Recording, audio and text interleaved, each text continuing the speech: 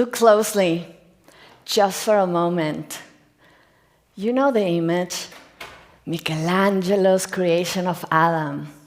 God's hand reaching toward Adam, Adam reaching back. Now notice, where does your eye go? Most people say the fingers. The most important part of the painting is not the hands, it's the space between them. That space where the fingers never quite touch. The place that looks like nothing, and it turns out to be the source of everything. Before I tell you what the importance of that space is, I want you to think of a word with me. The word is genius. What comes to mind? Extraordinary intellect, rare talent, the outliers, the exceptions. But when you look up the word in Merriam-Webster, the very first definition is an attendant spirit of a person, not a score, not a category, assigned to the rare few, not a credential, a spirit always attending, always present, already there. In ancient Rome, every person was born with a genius.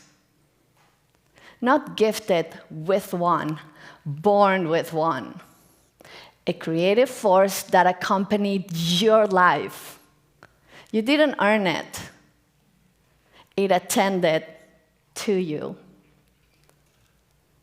Somewhere along the way, the meaning flipped from something that accompanies every human life to something that only a handful of humans qualify for. That story is wrong. And it has cost us more than we can calculate. Here's a story we have about genius. It belongs to the rare few, the ones born with it, the Einsteins, the Newtons. You either have it or you don't. What 25 years of working with extraordinary people has shown me is this. The genuine moments of genius in a human life rarely come when you are fully certain, when you're in control. They rarely come when things are going well. They arrive in the space, what quantum physicists call the zero-point field. Consider Beethoven. At the height of his career, he began losing his hearing. By his late 40s, he was completely deaf. His Ninth Symphony, widely considered one of the greatest compositions ever written, was completed and conducted by him in total silence. He never heard a single note of it performed. He heard it only in the space where sound used to be. The loss of the very sense his genius depended on became the condition for its fullest expression. His genius was not created by the crisis. It was uncovered by it. Beethoven is not the exception. He is the pattern. The people who change things don't go back. They step forward into something that was always there waiting, not built, uncovered. And I call that space the genius zone. Here's something that stops me every time I think of it. The universe is mostly what we cannot see. Dark matter, an invisible force holding galaxies together, confirmed not by observation, but by what it does, bending light, shaping motion, keeping everything from flying apart. We cannot see it. And yet, without it, nothing holds. Your brain, the most complex structure we have ever encountered, operates the same way, through gaps, the synaptic gap, the space between neurons. They do not touch. Instead, a signal leaves across emptiness, so small it took electron microscopes to confirm it exists. We can measure that gap, we can track that signal. What we cannot yet fully measure is how matter in motion becomes meaning. And yet, every thought you've ever had, every flash of insight, every decision that changed your life, crossed that space to reach you. The space between stars, the space between neurons, the space between these two fingers. Physicists call it the zero-point field. Not empty, but full of unrealized potential.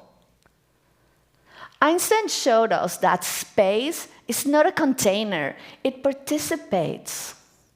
The sun curves space-time. Space-time guides the planet moves, and in moving curves space-time further.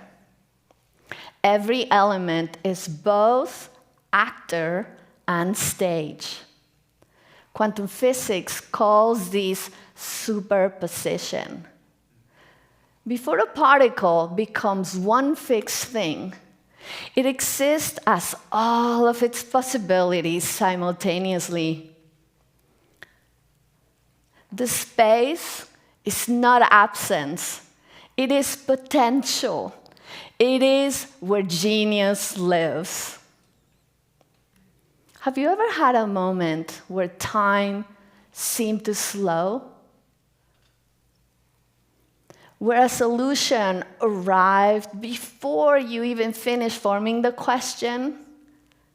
Where you look at something that everybody else had seen and you saw something completely different? Maybe it came under pressure at the edge of exhaustion when the analytical mind finally gave up trying to solve it. In the quiet, that state, that's the genius zone. And you have already been there.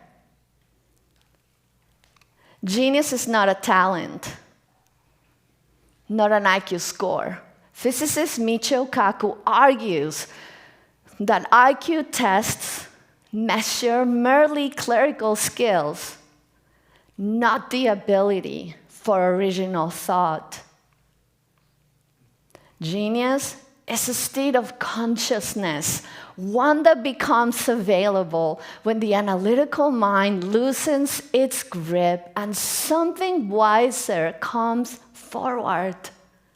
When you are so fully present that the noise of the past and the anxiety of the future fall away.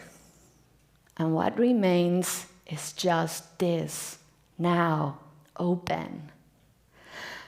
Expansion. I know this because I've watched it happen in the people I work with, and because it happened to me. I have spent years asking this question, what is genius really? Where does it come from? Can anyone access it? And it took me to Vinci, the town where Leonardo da Vinci was born. Not a museum, the land itself, quiet, vast, ancient. Silver olive vineyards as far as the eye can see, a space that doesn't feel empty. It feels full. I stood there in the middle of it, just the air, the light, the same earth he walked. And something arrived, not as a thought, but as a knowing, waiting for me to be still enough to receive it. And I understood. Genius is not found in the work. It lives in the space the work comes from. The prima materia, the alchemist's name for what physicists call the zero-point field, the state of pure possibility. So what do we actually do with these? 3 things, practical, usable, starting today. First, stop treating the empty space as a problem to solve. When certainty evaporates, that is not failure. That is the space opening. The most common mistake is filling that space with immediate action, noise, forced solutions. The space is not the obstacle. It is the condition, the vast source of genius. Second, hold the question instead of forcing the answer. Isaac Newton thought about problems obsessively until the answers revealed themselves. Don't push the answer. The space rewards presence in a way it never rewards force. Third, bring both sides of yourself. When the analytical mind has taken you as far as it can go, don't force it further. The breakthrough almost never comes at the desk. It comes in the gap, in the space. The walk, the shower, the quiet morning. Genius awakens when your 2 hemispheres converge. Come back to that painting with me.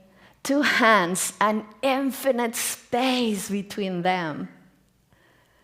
Creation is not something that happened once at the beginning of everything and it's now over.